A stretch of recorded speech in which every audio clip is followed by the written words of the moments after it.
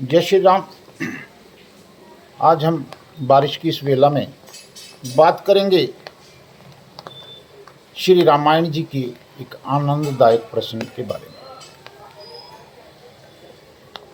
अक्सर बहुत से लोगों का एक प्रश्न होता है कि प्रभु श्री राम जी को 14 वर्ष का वनवास क्यों मिला, उनको 12 वर्ष, 13 वर्ष या 15 वर्ष का वनवास क्यों नहीं मिला, इसके पीछे क्या कारण है। कैकेयी द्वारा 2 वर मांगने का तात्पर्य है ईश्वर और जीव के मिलन तथा संयोग से है। जब कैकेयी ने दुर्वासा की सेवा की और उन्हें प्रसन्न किया तो उन्होंने एक अंग यानी कि हाथ को वज्र होने का वरदान दिया था। कैकेयी की कन्या भविष्य में तुम होगी जो जीव और ईश्वर को एक कर सके। कैकेयी जो थे वो कैकेयी के पिता थे। तब उसने पूछा कि यह कब होगा।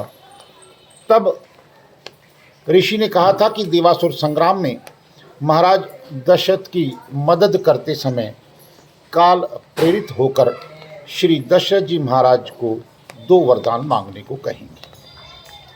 तब तत्क्षण मत मांगना, ईश्वर तुम्हारी गोद में खेलेगा और तुम्हें प्रेरित करेगा, तब तुम्हारे स्वप्न पूरे होंगे और वरदान तभी मांगना। इस उत्तर के प्रमाण हेतु आप कंब रामायण का अवलोकन कर सकते हैं। ये प्रसंग उसमें दिया हुआ है। पुनश्च 10 इंद्रियां, जिसमें 5 कर्मेंद्रियां, 5 ज्ञानेंद्रियां और 4 वृत्ति मिला के 14 ही शुद्ध होते हैं। आपकी खुशी का संबंध आपकी वृत्ति से है। आदत, स्वभाव, व्यवहार तीनों जब मिलते हैं तो वृत्ति कहलाती है। हमारे अंदर जो प्रवृत्तियां हैं, 4 प्रकार की वृत्तियां हैं। देवीय वृत्ति, मानुषी वृत्ति, पशु वृत्ति और संत वृत्ति होती है। देवीय वृत्ति खुशी और गम दोनों से ऊपर उठने की स्थिति है। यह पुण्य से मिलती है। मानुषी वृत्ति में मानुषी सुख और दुख के बीच झूलता रहता है, चयन नहीं कर पाता, चुनाव नहीं कर पाता कि किसका नाम खुशी है और किसका नाम दुख है। तीसरी वृत्ति होती है पशु की। पशु हर हालत में मजबूर होता है अपनी खुशी और अपने दुख के लिए। उसके पास कोई भी स्वतंत्र समाधान नहीं होता। मनुष्य भी कभी कभी खुशी की अति में जानवर सा हो जाता है। चौथी संत वृत्ति होती है जो कि अत्यंत महत्वपूर्ण है। इसमें यह विवेक जाग जाता है कि आप सुख किसे मानते हैं और दुख किसे। भौतिक सुख और आध्यात्मिक सुख में बहुत अंतर है। इस वृत्ति में किसी के प्रति आग्रह नहीं होता। सुख आया तो भोग लेंगे, दुख मिला तो सह लेंगे। यही वृत्ति संत वृत्ति सिखाती है।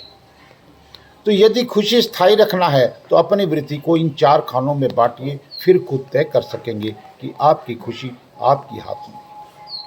हम प्रसंग पर आते हैं फिर से। अयोध्या जैसे राजगद्दी पर बैठने वाला राजा जब तक 14 वृत्तियों को शुद्ध नहीं करेगा तो राज सिंहासन में विराजमान कैसे होगा।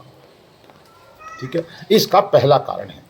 एक तो रावण की उम्र की सीमा समापन पर थी। दूसरी बात कि जिस समय भगवान राम विश्वामित्र जी के साथ सिद्ध आश्रम को गए तो मार्ग में ताड़का का वध किया। तो मरते समय ताड़का ने श्री राम जी से कहा, हे राम, रघुवंशी कभी झूठ नहीं बोलते, परंतु आज मेरे वध से तुम्हारा वंश झूठा साबित हो जाएगा। तब प्रभु ने कहा कि क्यों? तो उसने पुरानी कथा सुनाई जो इस प्रकार है। उसने कहा, राक्षस राज रावण को पता चल गया कि कौशल्या के पेट से जन्म लेने वाला बालक ही रावण की मृत्यु का कारण होगा। तो उसने कौशल्या और दशरथ का विवाह न होने के विचार से कौशल्या का अपहरण करना चाहा, लेकिन तब तक दशरथ जी 4 फेरे ले चुके थे। तो रावण जबरन उन्हें सुमंत को जो है काठ की पेटी में बंद करके समुद्र में डाल दिया और कौशल्या को सिंगल द्वीप पर जाकर छोड़ दिया। वहाँ लंका के समीप थी। उसने सोचा कि भूख प्यास से मर जाएगी, आखिर मानव ही तो है, मैं स्त्री हत्या का पाप क्यों। पर मुझ ताड़का ये कहानी सुना रही है प्रभु श्री राम को अंतिम समय के अंदर। पर ताड़का कहती है कि अयोध्या अर्थात अवध जो किसी के द्वारा जीती ना जा सकती हो उसे अवध कहा जाता है। पर राज्य करना चाहा और दशरथ के सुंदर रूप गुण युद्ध कौशल पर मोहित होने के कारण भूल से उन्हें काष्ठ पेटिका से निकालकर सिंगल द्वीप पर ले गए।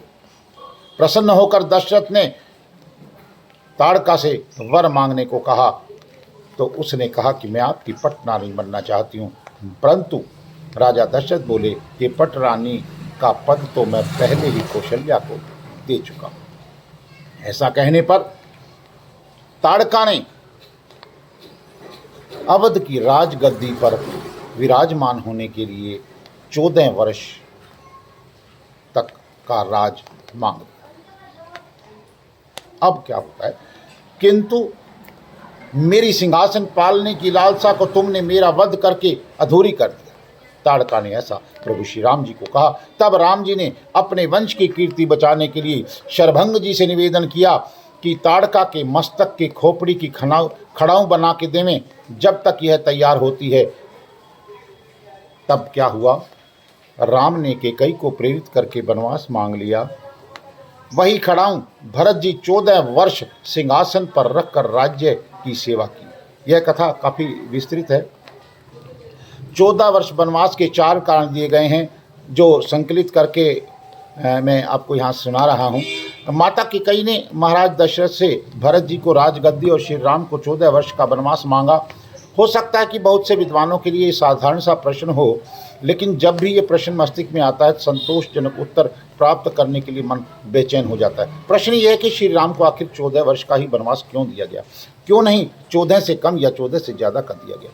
भगवान श्री राम एक आदर्श पुत्र, भाई, शिष्य, पिता, पुत्र, मित्र और गुरु बनकर दर्शाया।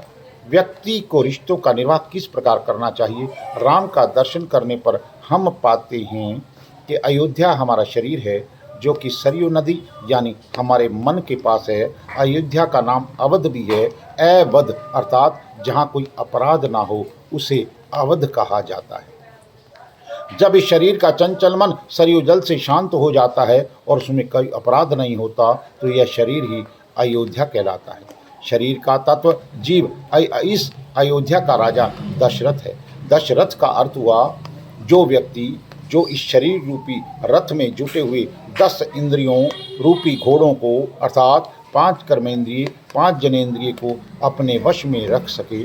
3 गुण 3 सत्वगुण रजोगुण तमोगुण दशरथ की 3 रानियां कौशल्या सुमित्रा और कैकेयी दशरथ रूपी साधक अपने जीवन में चारों पुरुषार्थों धर्म अर्थ काम और मोक्ष को राम लक्ष्मण भरत और शत्रुघ्न के रूप में प्राप्त किया।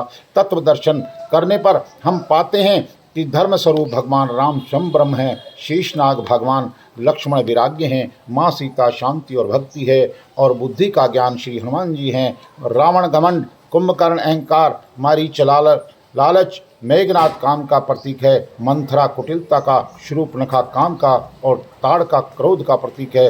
क्योंकि काम क्रोध कुटिलता ने संसार को वश में कर रखा है, इसलिए प्रभु राम ने सबसे पहले क्रोध यानी ताड़का का वध ठीक वैसे ही किया जैसे भगवान कृष्ण ने पूतना का किया था।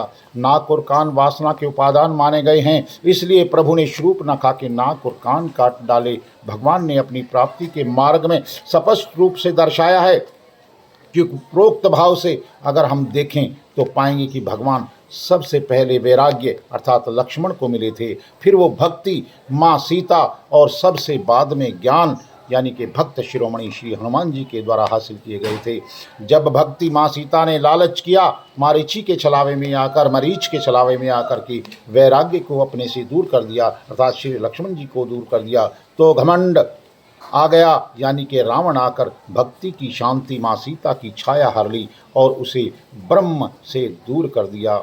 भगवान ने 14 वर्ष के वनवास के द्वारा ये समझाया कि अगर व्यक्ति युवावस्था में 5 ज्ञानेंद्रियाँ कान नाक आँख जीभ त्वचा 5 कर्मेंद्रियाँ वाक पाणी पाद वायु उपस्थ तथा मन बुद्धि चित्त और अहंकार को वनवास एकांत में आत्म के वश में रखेगा, तभी प्रत्येक मनुष्य अपने अंदर के रावण यानी कि घमंड को मार सकेगा। रावण की आयु में 14 ही वर्ष शेष थे।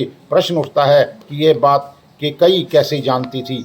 ये घटना घट तो रही थी अयोध्या में, परंतु योजना देवलोक की थी। कोप भवन में कोप का नाटक हुआ।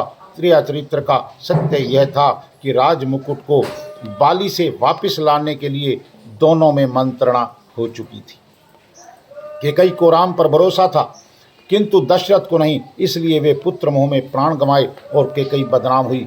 अजसु पिटारी तासु सिर गई गिरा मति फेरी। सरस्वती ने मंत्रा की मति में अपनी योजना को फिट कर दिया। उसने कैकेयी को वही सब सुनाया, समझाया और कहने को उकसाया जो सरस्वती जी को इष्ट था, यानी कि जो सरस्वती माता चाहती थी। इसके सूत्रधार वो स्वयं भगवान राम हैं। वे ही निर्माता हैं इस एपिसोड के, वही निर्देशक हैं और वही अभिनेता हैं। सूत्रधार और अंतर्यामी भगवान मेघनाथ को वही मार सकता था जो 14 वर्ष की कठोर साधना संपन्न कर सके, जो निद्रा को जीत ले, ब्रह्मचारी का पालन कर सके। यह कार्य लक्ष्मण द्वारा संपन्न हुआ। आप कहेंगे वरदान में लक्ष्मण थे ही नहीं तो उनकी चर्चा क्यों आ गई, परंतु भाई राम के बिना लक्ष्मण रह ही नहीं सकते। और श्री राम का यश यदि झंडा है तो लक्ष्मण उस झंडे का डंडा है, और बिना डंडे के झंडा कैसे टिकेगा। इसलिए माता कैकेयी जानती हैं, जो नारी युद्ध भूमि में दशरथ के प्राण बचाने के लिए अपने हाथ रथ के धुरे में लगा सकती है, रथ संचालन की कला में दक्ष है, वह राजनीतिक परिस्थितियों से अनजान कैसे रह सकती है। मेरे राम का वचन यश 14 भवनों में फैल जाए, यह बिना तप के और बिना रावण वध के संभव नहीं हो सकता।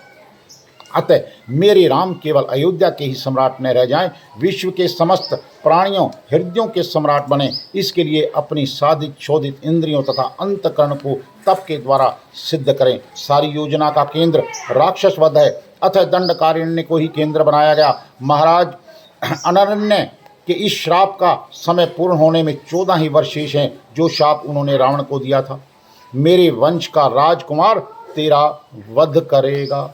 अब वैसे भी जितने भी वध हुए हैं सब आतताई की आयु की पूर्णता पर हुए हैं, अतः यह रावण की 14 वर्ष आयु के अवशिष्टता पर संशय करने का अनुचित प्रयास है। पुनश्च लोभ या अहंकार रूप रावण का नाश एक साधक ही कर सकता है, और साधक श्री राम ने तपस्वी बनकर दिखाया। अब ब्राह्मण तत्व में भी हम चर्चा करते हैं कि जीवन ज्ञान के उत्कर्ष का ही दूसरा नाम। राम ने मनुष्य की सीमा में ही कर्तव्य का संपादन किया।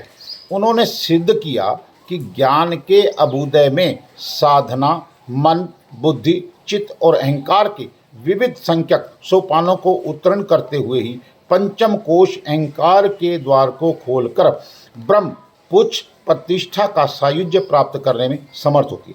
मन के साथ बुद्धि के 14, चित्त के 108 सोपानों को उन्होंने तप द्वारा लांघ कर ही रावण का वध किया है। स्वयं अवध्य पद को प्राप्त किया। यहाँ मन की 7 विवाह पूर्व सिद्धियाँ थी, जिनसे वे वानप्रस्थ तप में प्रवृत्त हो सके और वान तपस्या में 14 सोपान लांघ कर रावण को मार सके। इस प्रकार साधना की रीति को प्रत्यक्ष सिद्ध करके दिखाया गया है, परंतु यह सिद्धि भी शांति अर्थात सीता की प्राप्ति तक की अभिष्ट थी। शांति को धारण करते ही भीतर से आनंद रूप राम का अभ्युदय प्राप्त हुआ। ओम सीतारामेभ्याम नमो नमः।